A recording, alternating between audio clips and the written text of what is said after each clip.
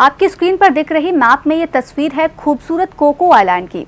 ये 5 द्वीपों का एक समूह है, जिसमें से 4 ग्रेट कोको रीफ पर और एक अन्य द्वीप लिटिल कोको रीफ पर है। ये द्वीप बंगाल की खाड़ी में स्थित कुछ छोटे द्वीपों का समूह है, जिन पर बर्मा, जो कि वर्तमान में म्यांमार है, इसका अधिकार है। ये बंगाल की खाड़ी और अंडमान सागर की सीमा पर है और भारत के अंडमान व निकोबार द्वीप समूह से ठीक उत्तर में है। प्रशासनिक रूप से ये म्यांमार के यांगून मंडल का हिस्सा है। बता दें कि यांगून म्यांमार की पूर्व राजधानी रही है और वर्तमान में न्यायपयुडो म्यांमार की राजधानी है। कोको द्वीप यांगून से 414 किलोमीटर दक्षिण में स्थित है।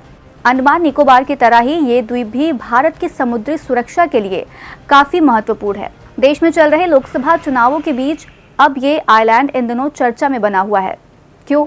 ये जानने से पहले जानते हैं भारत और म्यांमार के बीच संबंध कैसे हैं। भारत और म्यांमार दोनों ही पड़ोसी देश हैं। इनके बीच संबंध काफी पुराने और गहरे हैं। दरअसल 1937 तक बर्मा भी भारत का ही हिस्सा हुआ करता था और ये ब्रिटिश राज के अधीन ही था।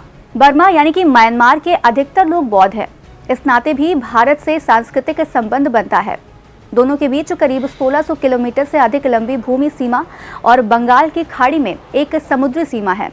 इसके अलावा 4 उत्तर पूर्वी राज्यों अरुणाचल प्रदेश, नागालैंड, मणिपुर और मिजोरम की अंतर्राष्ट्रीय सीमा म्यांमार के साथ लगती है। कोको दक्षिण एशिया के सबसे प्रमुख राजनीतिक द्वीपों में से एक है।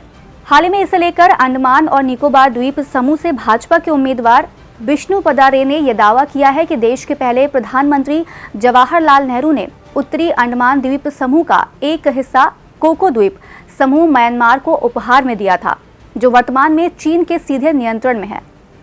आज चीन से मुकाबला करने के लिए भारत सरकार कैंपबेल खाड़ी में एक शिपयार्ड और 2 रक्षा हवाई अड्डों का निर्माण कर रही है।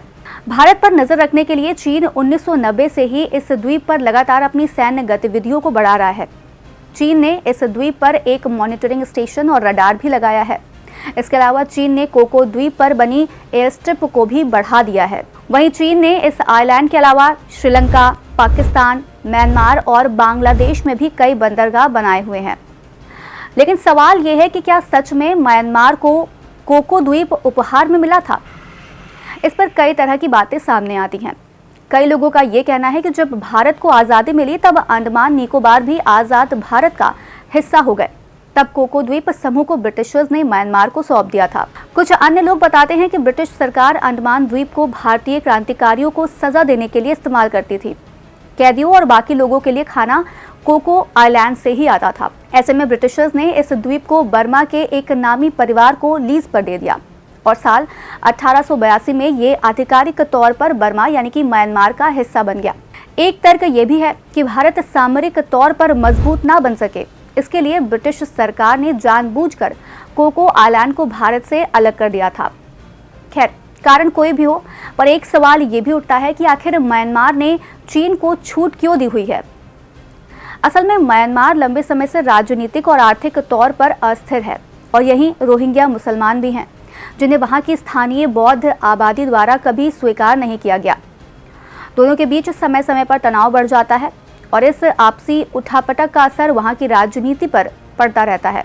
इसका नतीजा ये हुआ कि म्यांमार कभी भी इकोनॉमिक तौर पर मजबूत नहीं हो सका। एक रिपोर्ट ये बताती है कि इस क्षति से उबरने के लिए म्यांमार ने चीन से भारी कर्ज लिया हुआ है।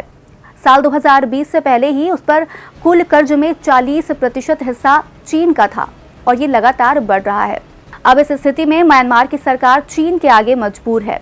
इसके अलावा चीन में म्यांमार के कई दूसरे प्रोजेक्ट भी चल रहे हैं, जिनमें से एक है क्याओ कफ्यू पोर्ट। यहाँ से चीन नौसेना भारतीय परमाणु पनडुब्बियों की गतिविधियों को ट्रैक कर सकती है। वैसे अगर इतिहास से हटकर बात करें तो कोको द्वीप अंडमान और निकोबार द्वीप समूह से लगभग 55 किलोमीटर की दूरी पर स्थित है। इसके नाम की भी एक कहानी मिलती है। यूँ तो समुद्र से सटे सभी इलाकों में नारियल की उपलब्धता काफ़ी ज़्यादा होती है, लेकिन कोको आइलैंड पर इसकी भरमार है, इसलिए इसे कोको आइलैंड कहा जाता है। तो बस आज कार्यक्रम में इतना ही। हम फिर मिलेंगे कुछ नई जानकारी के साथ। तब तक के लिए हमें दीजिए इजाज़त। नमस्कार।